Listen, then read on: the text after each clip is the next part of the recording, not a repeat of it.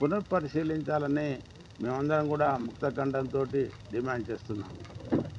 ముఖ్యంగా ఏదైతే మేము ప్రతి మండలం పోయి ప్రతి బూత్లో పోయి సభ్యత్వం అప్పుడు రెండోసారి క్రియాశీల సభ్యత్వం ఉంటేనే ఈసారి మండల అధ్యక్షులుగా మీకు అవకాశం ఉంటుంది, మండల కమిటీల జిల్లా కమిటీల అవకాశం ఉంటుందని చెప్పడం జరిగింది.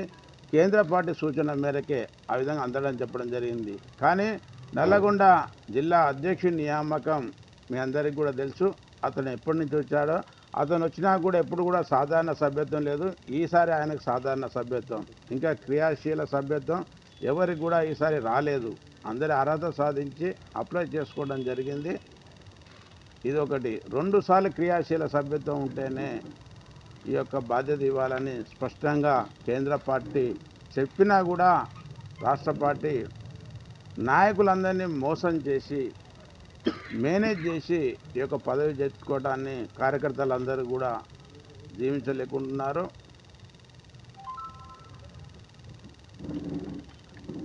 అదేవిధంగా ఈ యొక్క గత 11 నెలలుగా అతని యొక్క వాలకం మేమందరం కూడా గమనిస్తూనే ఉన్నాం.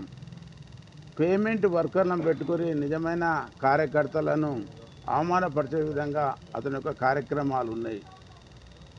గారడి మాటలు, నిత్యం అబద్ధాలు మీ అందరికీ కూడా తెలుసు. ప్రెస్ వాళ్ళకు కూడా ఏ విధంగా చెప్తాడు, నాయకులకు ఏ విధంగా చెప్తాడు, కార్యకర్తలకు ఏ విధంగా చెప్తాడు.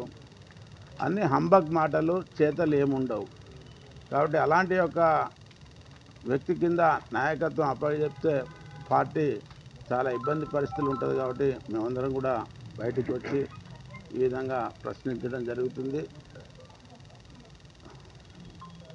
అదేవిధంగా ఇతను వ్యక్తులను మోసం చేసే వ్యక్తులను చూసినా కానీ పార్టీని మోసం చేసి పదవి తీసుకోవటం వర్షిత్ రెడ్డికి దక్కింది.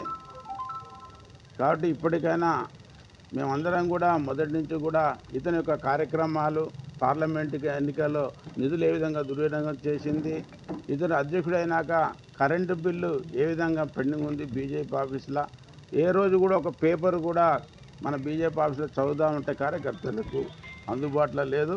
మేమందరం కూడా కష్టపడి భవ్యమైన కార్యాలయం నిర్మాణం చేసినాం.